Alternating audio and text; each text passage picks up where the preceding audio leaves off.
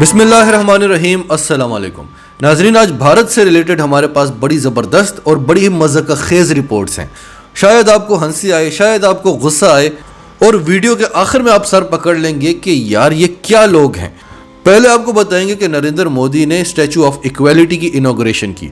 ये इतना बड़ा स्टैचू ये असल में है क्या, ये क्यों लगाया गया, और मोदी ये लगा रहा है, ये सुनकर आपको हंसी आएगी। फिर आपको बताएंगे कि बड़ी बड़ी बातें करने वाला मोदी किस तरह से चीन के कदमों में गिरा हुआ है, किस तरह से चीन की मिन्नतें और खुशामदें हो रही हैं। ये सारी बड़ी इंटरेस्टिंग डिटेल है, सारी आपको बताएंगे। और उसके बाद आपको बताएंगे कि भारत के अपोजिशन लीडर ने किस तरह से मोदी की धज्जियां उड़ाई हैं एक बार फिर, और उसके जवाब में राजनाथ सिंह ने क्या बोंगियां मारी हैं।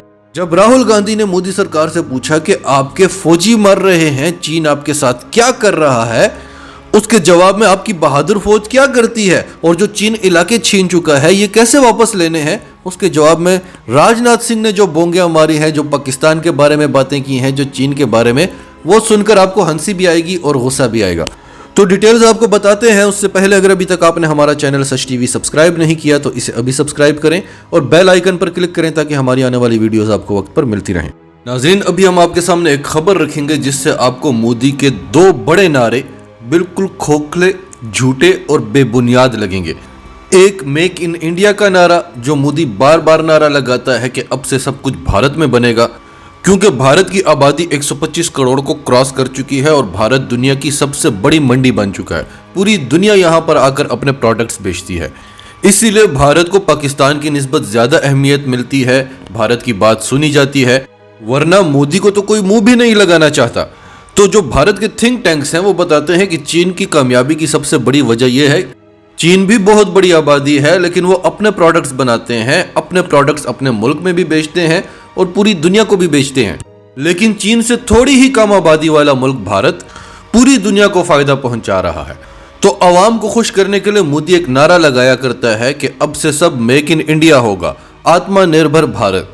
दूसरा नारा उसका क्या है, जब उंगलियां उठती हैं अवाम की तरफ से, पार्लियामेंट में, दुनिया की तरफ से कि चीन आपके इलाकों पर इलाके कब्जा करता जा रहा है, आपके फौजियों को मार रहा है, आप तो कहते थे कि आप बहुत बड़ी पावर हैं, आप तो सुपर पावर हैं, आप तो अखंड भारत बनाएंगे, आपका अपना भारत भी आपसे जा रहा है, आप क्या कर रहे हैं। तो मोदी, जो चीन का नाम भी लेने से डरता है, उसके पास एक ही धमकी होती है कि हम चीन के प्रोडक्ट्स को बैन कर देंगे, हम चीन से माल लेना बंद कर देंगे। और फिर जब सालाना रिपोर्ट आती है तो पता चलता है कि India China trade hit record high at 125 billion amid LAC stand off bans and boycotts. चीन और भारत के बॉर्डर पर जो हालात हैं, जो कशीदगी है, उसके बावजूद भारत ने जो बैन्स लगाए, जो बॉयकॉट्स किए, उसके बावजूद चीन और भारत की ट्रेड इस साल 125 बिलियन डॉलर्स को क्रॉस कर चुकी है, जो कभी 70-80 बिलियन डॉलर से आगे नहीं गई थी। तो अवाम को मोदी बताता है कि हम चीन से इस तरह से बदला लेंगे। भड़कें तो मारनी होती हैं, भारत में अगर आपने रहना है तो भड़के मारना बहुत जरूरी है, लेकिन साथ ही वो चीन को खुश करने के लिए ट्रेड बढ़ाता जा रहा है। तो अब इन दो नारों को याद रखें, ये आगे चलकर आपको समझ आएगी कि हमने इन दो नारों की बात क्यों की, एक मेक इन इंडिया और एक चीन के प्रोडक्ट्स को बॉयकॉट करना। अभी हम भारत का गलीज और घिनौना चेहरा बेनकाब करने वाले हैं। फिर जब से मोदी की हुकूमत आई है, उससे पहले भी होता था लेकिन छुपाया जाता था, दुनिया को अपना एक सेक्युलर फेस बताया जाता था। लेकिन जब मोदी की हुकूमत आई है और मोदी की जो जमात है BJP, वो हिंदू इंतहा पसंद तंजीम यानी RSS तंजीम की जमात है। तो जब से मोदी की हुकूमत आई है, भारत में अकलियतों का जीना हराम हो गया है। अदालतों में भी जो फैसले होते हैं वो हिंदुओं के हक में होते हैं, हुकूमत भी जो कवानीन बनाती है वो हिंदुओं के हक में होती है। मुसलमानों को तो छोड़ ही दें, सिखों और ईसाइयों का भी जीना हराम हो गया है, उनको भी छोड़ दें। हिंदुओं में 3 जातें हैं, जो सबसे निचली जात है दलित, उनकी औरतें पैदा ही इसलिए होती हैं ताकि ब्राह्मण, जो सबसे बड़ी जात है, जो हिंदुओं की सबसे ऊंची जात है, वो दलित औरतों का रेप कर सकें। दलित जात पैदा ही इसलिए होती है ताकि ब्राह्मणों की गुलामी कर सके। अगर कोई दलित औरत भारत के किसी थाने में जाकर रिपोर्ट करवाएगी कि मेरा रेप हुआ है, तो थाने वाले मार मार कर उसका हाल कर देंगे कि तुम्हारी मजाल क्या हुई कि ब्राह्मण के खिलाफ रिपोर्ट लिखवाने आई हो। तो वो भारत आज इक्वालिटी की बात कर रहा है, और कितना बड़ा ड्रामा रचाया गया है। भारतीय अखबार NDTV की खबर सुने, PM Modi inaugurates statue of equality, all you need to know. Bharat के प्रधानमंत्री नरेंद्र मोदी जी ने हैदराबाद में स्टैच्यू ऑफ इक्वालिटी की इनॉग्रेशन की है। ये किसका मुजस्मा है? श्री रामानुज आचार्य का मुजस्मा है। और ये कितना बड़ा मुजस्मा है? 216 फुट इसकी लंबाई है। और इसको किस तरह से बनाया गया है? इसमें 5 मेटल्स यूज हुए हैं, गोल्ड, सिल्वर, कॉपर, ब्रास और जिंक।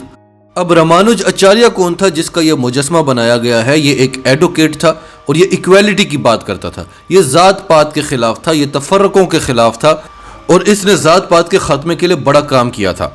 अब जब से इमरान खान की हुकूमत आई है, जिस तरह से इमरान खान पहले दिन से मोदी को एक्सप्लोर कर रहे हैं, आज तो उन्हें ज़रूरत ही नहीं पड़ती। आज आए दिन इंटरनेशनल रिपोर्ट्स आ रही हैं। भारत को दुनिया का इंतहा पसंद तरीन मुल्क कहा जाता है। मोदी को हिटलर कहा जाता है। जो खिताब इमरान खान ने मोदी को दिया था, आज सारे इंटरनेशनल इदारे मोदी को हिटलर लिखते हैं। जिस भारत को दुनिया अमन पसंद और मोहब्बत करने वाली कौम समझती थी, आज उस भारत को पूरी दुनिया इंतहा पसंद और दहशतगर्द कौम समझती है। जिस पाकिस्तान को दुनिया दहशतगर्द समझती थी, आज उस पाकिस्तान के वज़ीर आज़म को नोबेल प्राइज देने की बातें होती हैं, अमन का नोबेल प्राइज। तो ये सब कुछ किसने किया? ये इमरान खान ने किया। आते ही पहले मोदी जी के सामने दोस्ती का हाथ बढ़ाया। जब भारत ने इसे पाकिस्तान की कमजोरी समझा तो इमरान खान समझ गए कि घी सीधी उंगली से नहीं निकलना। और फिर दुनिया का कोई प्लेटफॉर्म नहीं छोड़ा इमरान खान ने जहां पर खड़े होकर मोदी का असल चेहरा बेनकाब न किया हो। एनीवेज, तो अब भारत इतना बदनाम हो चुका है कि मोदी को यह ड्रामा करना पड़ा। वो मोदी जो चाय बेचा करता था, जिसको इक्तदार ही इस वजह से मिला कि वो अखंड भारत का नारा लगाता था। वो कहता था हम पाकिस्तान को सबक सिखाएंगे, पाकिस्तान को हम भारत का हिस्सा बनाएंगे, अफगानिस्तान, श्रीलंका, ये सारा भारत बन जाएगा। और कोई उसकी काबिलियत नहीं थी, सिर्फ इसी नारे पर उसको वोट मिला था। वो आज स्टैच्यू ऑफ इक्वालिटी की इनॉग्रेशन कर रहा है ताकि दुनिया देखे कि हम इक्वालिटी को कितना पसंद करते हैं। तो ये ड्रामा तो हो गया। अब मजे की बात क्या है? शुरू पे जो हमने आपको मोदी के 2 नारों का बताया था, एक मेक इन इंडिया और दूसरा चाइनीज प्रोडक्ट्स का बॉयकॉट करना। इंडिया टुडे की खबर सुन लें, चाइना निर्भर, Rahul's dig eight government over statue of equality. Bharat के अपोजिशन लीडर और कांग्रेस पार्टी के चेयरपर्सन राहुल गांधी ने कहा कि ये जो मुजस्मा लगाया है इक्वालिटी का, ये जो ढोंग है, इसको तो छोड़ ही दें। मोदी का स्टैच्यू ऑफ इक्वालिटी लगाना, इसको आप छोड़ दें। ये ड्रामा तो पूरी दुनिया को वैसे ही समझ आ गया है, लिहाजा इसे आप छोड़ें। मोदी जो 2 नारे लगाता था, एक मेक इन इंडिया और दूसरा चाइनीज प्रोडक्ट्स का बॉयकॉट करना। आप किसी से भी पूछ लें कि मोदी के सबसे मशहूर 2-3 नारे बताओ, तो एक वो अखंड भारत का बताएगा और ये 2 नारे वो जरूर बताएगा। तो राहुल गांधी ने कहा कि ये जो मुजस्मा आया है, जिसकी लंबाई 216 फुट की है, ये मोदी ने चीन से बनवाया है। यानी आप अंदाजा करें कि आपकी फौजें वहां पर लड़ मर रही हैं, दुनिया आप पर उंगलियां उठा रही है कि क्या आप चीन के जासूस तो नहीं है, कि आप खामोशी से बैठे हुए हैं, क्या आप चीन के साथ मिले तो नहीं हुए। यहां तक कि भारत के सबसे बड़े दिफाई तज्जिया निगार प्रवीण स्वाने ने कहा कि मोदी चीन की सारी बातें मान चुका है और इलाके दे चुका है चीन को। तो इतने बड़े बड़े इल्जामात आप पर लगे हैं। चीन आपकी फौज का क्या हाल करता है, उनके कान पकड़वाता है, उनको जमीन पर लिटा के उनसे माफिया मंगवाता है, उनको मार मार के उनके नाक गाल सब सुझा देता है। आप कहते हैं कि हम चाइनीज प्रोडक्ट्स का बॉयकॉट करके चीन को सबक सिखाएंगे। आपका यह जवाब भी बड़ा हल्का लगता है कि बस आप इसी तरह सबक सिखाएंगे। लेकिन दूसरी तरफ जब रिपोर्ट्स आती हैं तो पता चलता है कि भारत और चीन की ट्रेड्स रिकॉर्ड तोड़ चुकी हैं। और फिर आप स्टैच्यू ऑफ इक्वालिटी जैसे एक मुजस्मे का ऑर्डर भी चीन को देते हैं।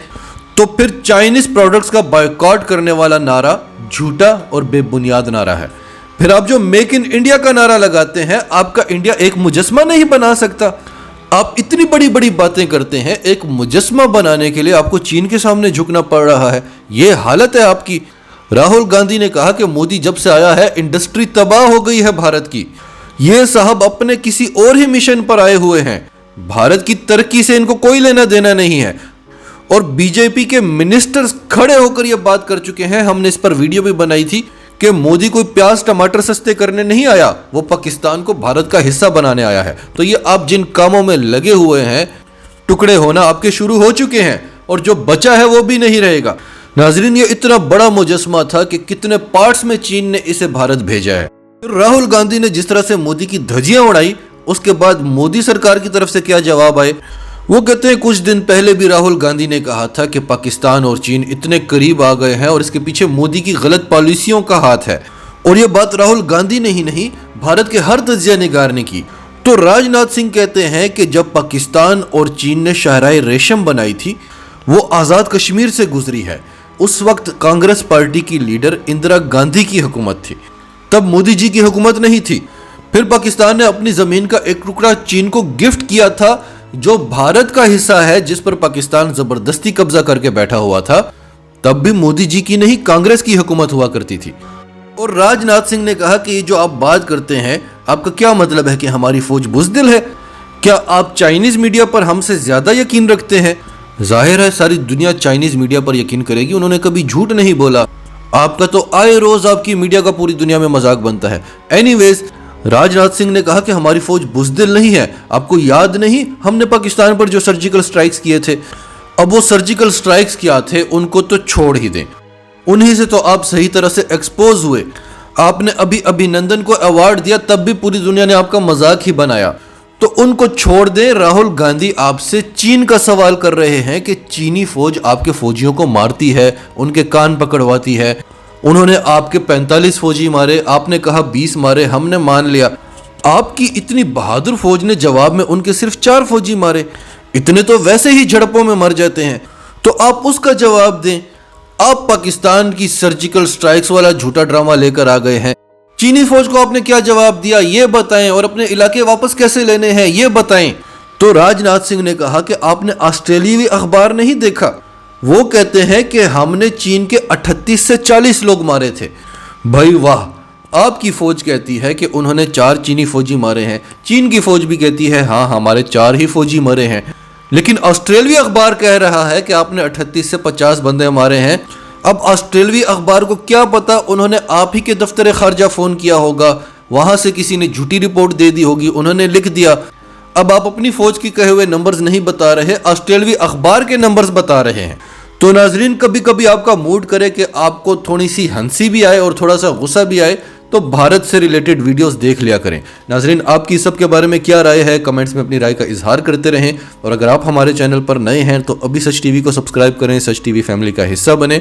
और हमारी वीडियोस पसंद आई तो इन्हें लाइक करें, शेयर करें, ताकि ज़्यादा से ज़्यादा लोगों तक ये मैसेजेस पहुँचते रहें।